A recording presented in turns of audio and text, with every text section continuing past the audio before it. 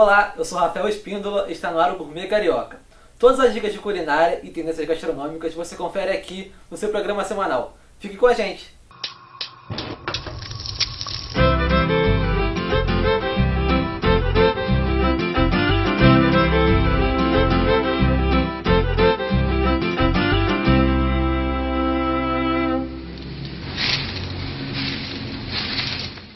E no programa de hoje você vai conferir como se virar nos 30 para fugir da crise financeira.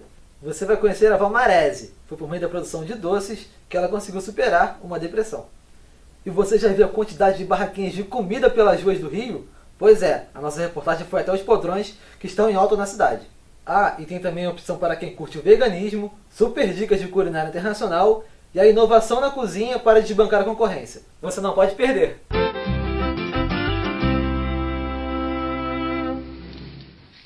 Você vai conhecer a história da Valmarese, uma doceira de mão cheia da Baixada Fluminense que usou os doces para fugir de uma depressão. Ela faz doces incríveis e começou novinha, ainda na infância. Aliás, uma infância nada fácil. Estamos a caminho do sítio do Limoeiro, em Capivari, bairro da Figueira, Duque de Caxias, no Rio de Janeiro. Vem comigo!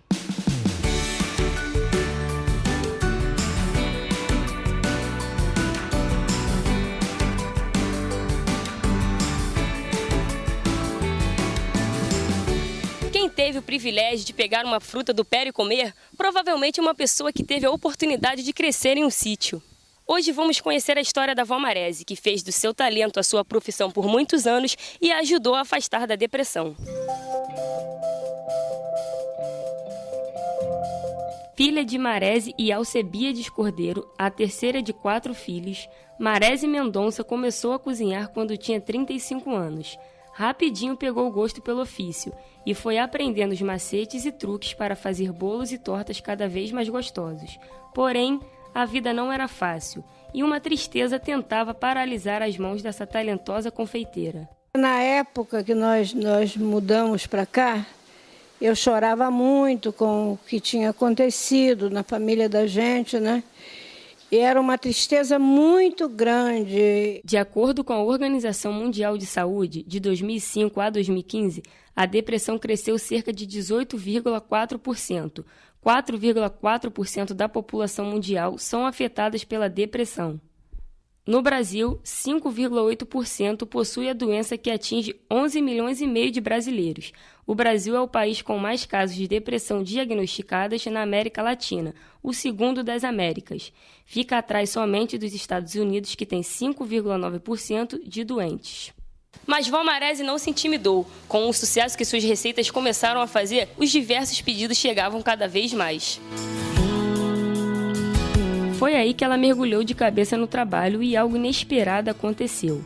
O prazer de cozinhar, junto à disciplina que precisava ter para dar conta das encomendas, devolveu a ela a alegria e espantou de vez qualquer tristeza. Entrei numa aula no SESI, fiz um curso de confeitagem de bolo. Fui fazer o primeiro bolo confeitado para o aniversário de uma das minhas filhas, né? Aí as pessoas gostaram muito do bolo, aí começaram a me encomendar e exigir que eu cobrasse. Consegui ganhar dinheiro, não juntei porque eu sou gastadeira. De acordo com o psicólogo Rodrigo Leão, ao encontrar uma atividade que tem algum significado, o paciente pode experimentar um efeito curativo da depressão. A principal hipótese sobre a depressão é que ela é uma perda serotoninética, né? Quando a pessoa faz um trabalho terapêutico, ela vai a um psiquiatra ou a um psicólogo e ela realiza esse trabalho, ou então quando a pessoa encontra alguma atividade que tenha um significado para ela, ela passa por um processo curativo. A gente sabe que a depressão é uma doença que não tem necessariamente uma cura. Ela tem um grau de controle muito alto, tem pessoas que têm um surto depressivo na vida, mas não tem mais. Mas quando a pessoa encontra alguma coisa que a realiza, que traz um senso de propósito, a gente pode dizer que essa pessoa tem menos chance, do ponto de vista ambiental, de desenvolver alguma doença. Já que vamos passar grande parte do nosso dia no trabalho, que seja então uma atividade que nos dê prazer. Quais são os benefícios que você obteve fazendo o que gosta, trabalhando com o que gosta? prazer mesmo e satisfação com os resultados que eu consigo com as minhas fotos. Meu primeiro benefício foi poder me sustentar, ser independente, criar 3 filhos, formar 3 filhos e poder viajar bastante, que é uma coisa que meu trabalho proporciona. Então eu me sinto uma pessoa muito realizada dentro da minha profissão, amo o que faço e ganho legal até pela situação que a gente vive hoje aqui nesse país. Eu acho que eu tenho, graças a Deus, o privilégio de ainda poder viver melhor do que alguns. Assim, uma pessoa tão doce não poderia produzir frutos amargos. Ou melhor, bolos, não é? Agora me dê licença, que quem precisa adoçar a vida sou eu.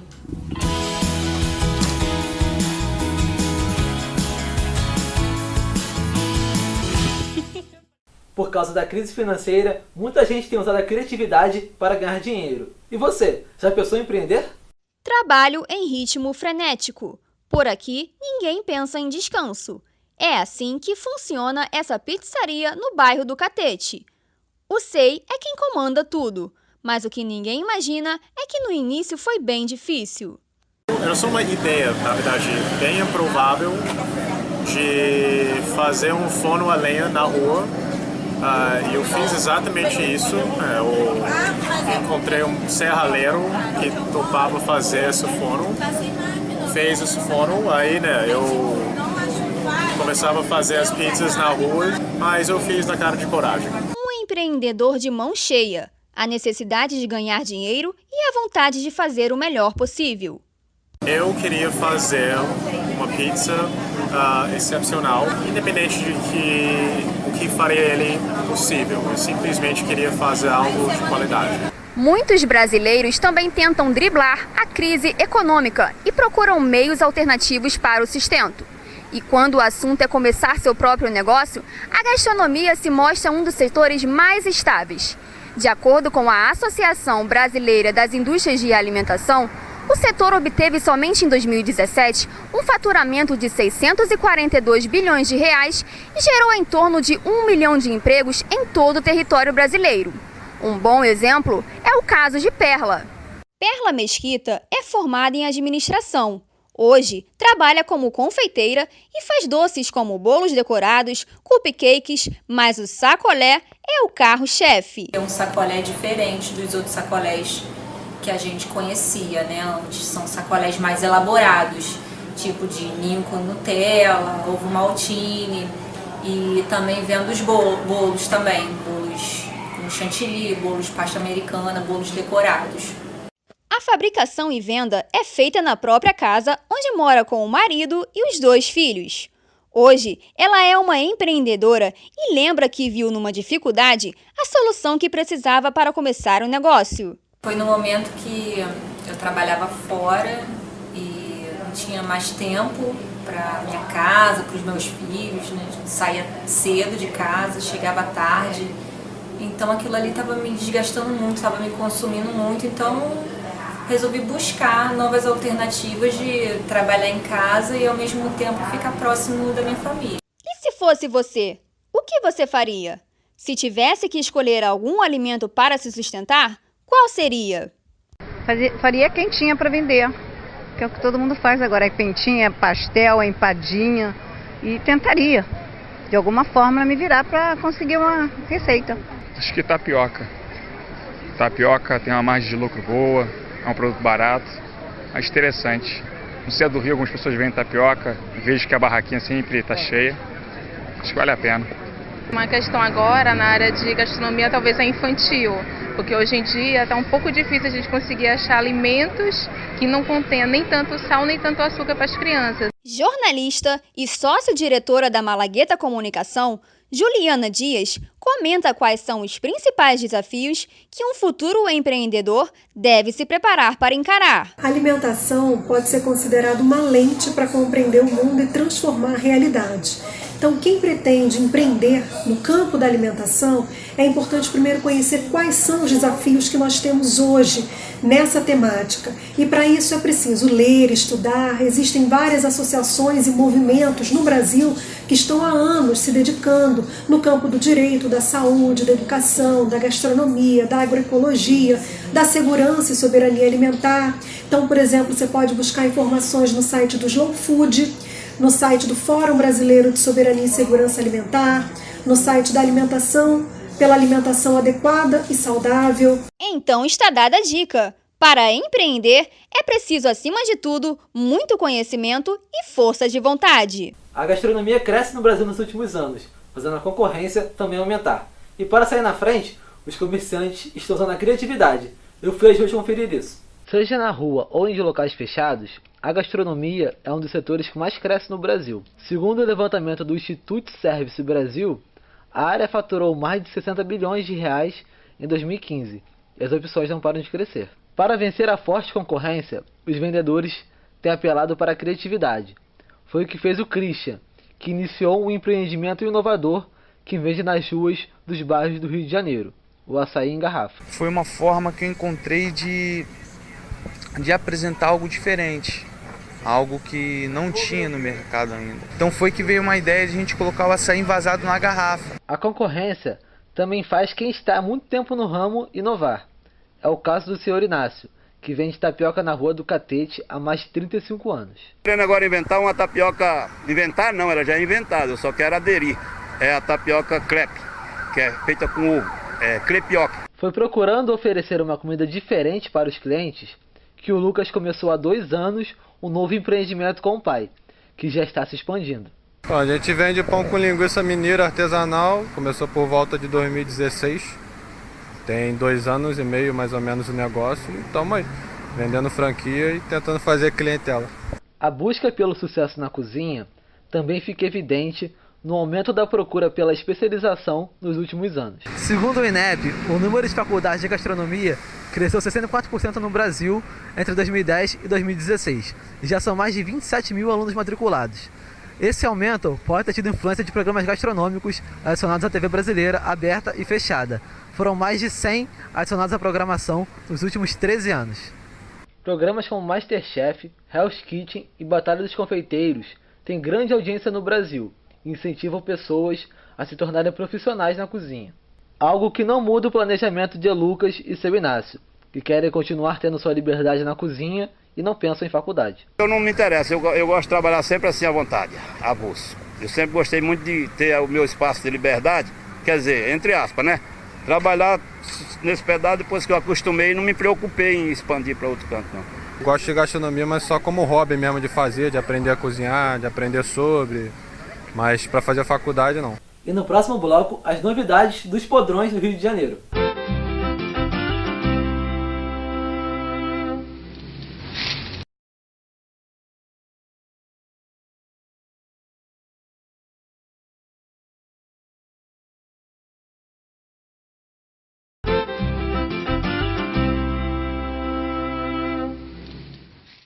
Você já experimentou um podrão?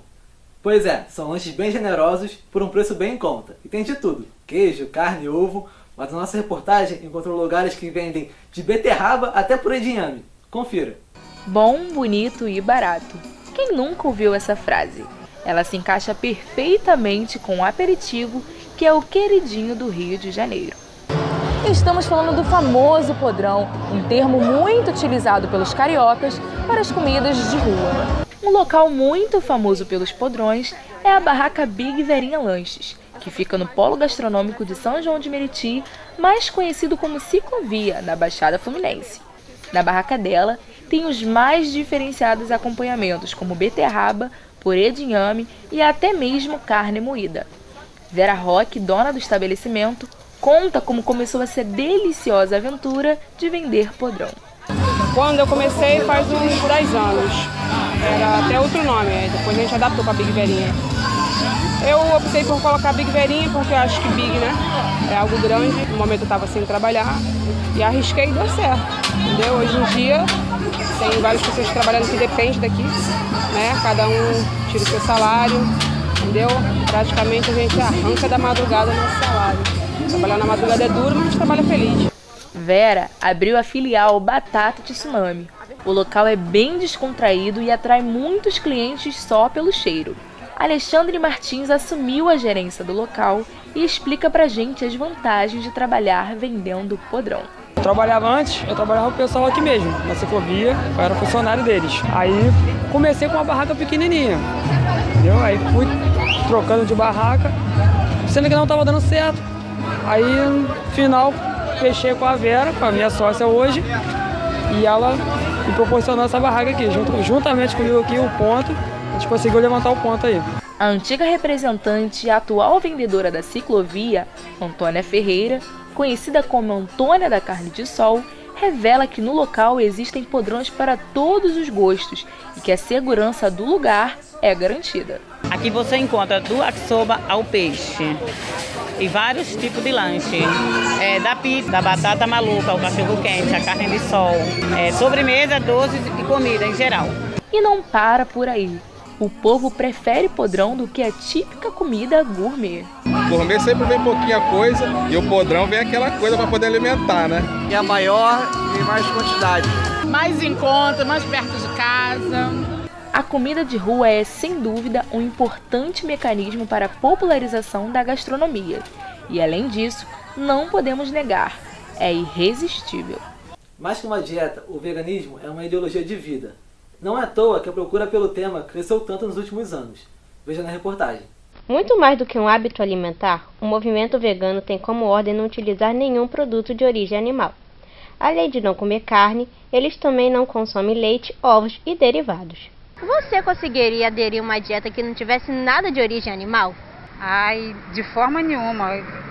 Não, já tentei, mas não é fácil. Porque a gente acostuma comer de tudo, né? Eu amo queijo, gosto muito de carne. Uno corre de aqui para lá e eu como o que vai passando por algum lugar, ou eu como um bolo, um salgado. Eu como carne praticamente todos os dias, né? Frango, leite, e de repente você parar assim, eu acho que é meio complicado. Mas sim, é possível. Segundo estudo divulgado pela Sociedade Vegetariana Brasileira, estima-se que pelo menos 5 milhões de pessoas já pratiquem o veganismo. Assim como Marina, que é vegana há 1 ano e conta como foi difícil a sua mudança alimentar e as adaptações que fez no cardápio. O queijo para mim era mais difícil em termos de gosto, né? E é muito, digamos assim, cultural, está muito inserido na nossa realidade. Eu comia todo dia de manhã, não conseguia imaginar o que eu vou comer se não pão com queijo, por exemplo, né? Ou com manteiga. E eu fui descobrindo outras coisas. Fui descobrindo que eu posso comer fruta no café da manhã. Fui descobrindo que eu posso comer pão com azeite, sal e orégano, se eu quiser muito pão. De olho na saúde, essa nutricionista mostra quais são as principais desvantagens da alimentação vegana. Existem alguns nutrientes, algumas vitaminas que não estão tão bem biodisponíveis nos alimentos de origem vegetal. Como, por exemplo, o cálcio, o ferro, eles estão presentes nos alimentos de origem vegetal? Estão, mas às vezes a absorção deles não é tão fácil assim. Existem outros que só estão presentes em alimentos de origem animal. Também existem vantagens. Karine aponta que o vegano geralmente já mantém uma dieta mais saudável e rica em frutas e legumes. Ajuda a diminuir o risco da pessoa desenvolver obesidade, hipertensão, diabetes, diversos tipos de cânceres. Como dica, Karine aconselha a busca por uma orientação nutricional para aqueles que desejam aderir a esse estilo de vida. Já tá dando fome, né? Então não saia daí. No próximo bloco, vamos falar sobre culinária internacional.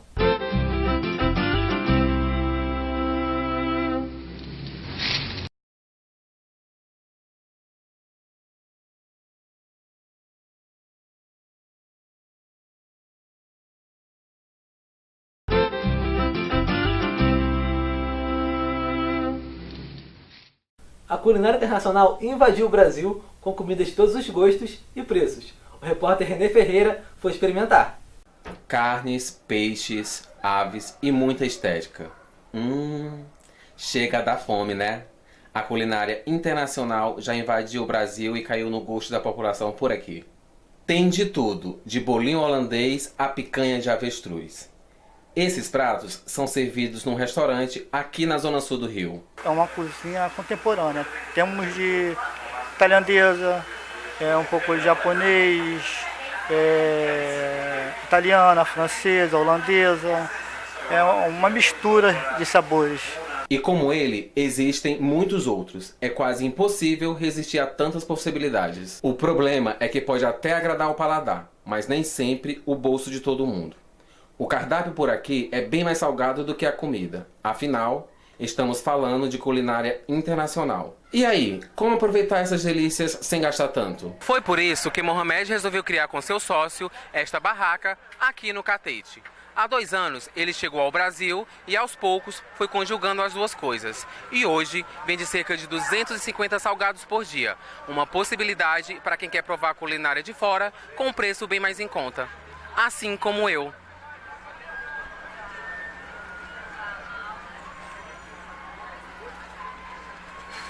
Muito bom.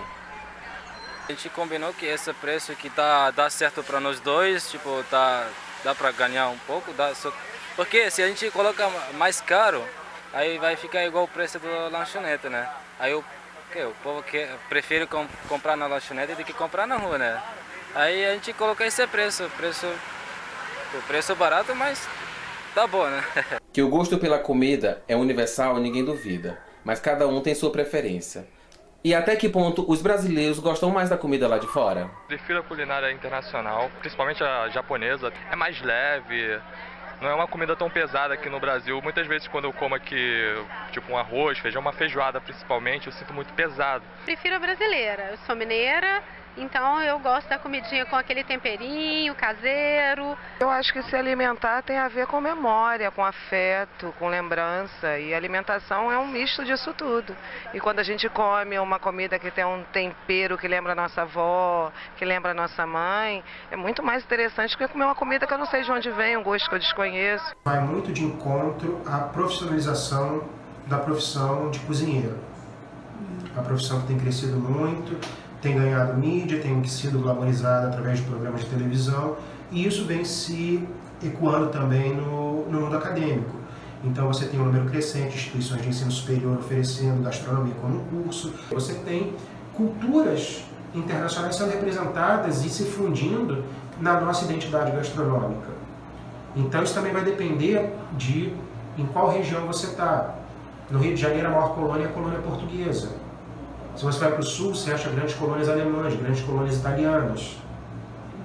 E ainda assim, essas cozinhas elas acabam permeando o nosso dia a dia. Então, você tem culinárias internacionais que fazem muito sucesso para o nosso paladar. E é nesse clima que a gente encerra o Gourmet Carioca. Até semana que vem.